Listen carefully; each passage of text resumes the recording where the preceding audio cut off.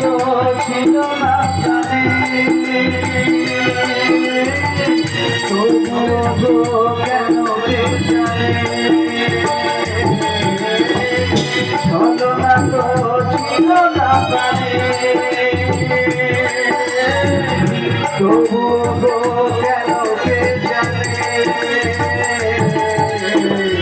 হলো গো আমল বলো হলো গো আমল বলো হলো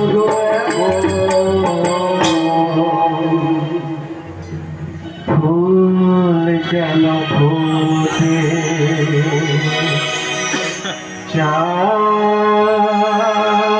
কেন ওঠে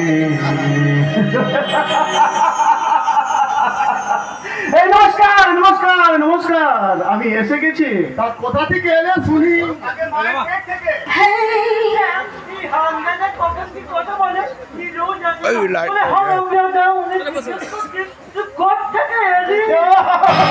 আসলে স্যার বাথরুম থেকে যেই শুনেছি আপনি আমাকে নাম ধরে ডাকছেন অমনি একেবারে হাফ বাথরুম করে দৌড়ে চলে এসেছি। উড়ি বাবা রে, কনফি করবে কি টাকা করছি মাই। কথা বলা বিপ্রসা এই যে শালা কখন কি বলে নিজেও জানে না। আপনি ঠিক বলেছেন স্যার।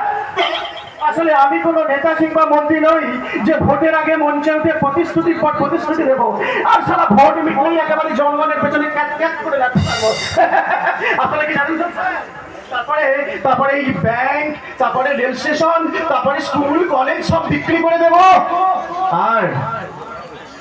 আর এই জনগণের জন্য রেখে যাব শুধু 80 দিনের গ্যাস পেল।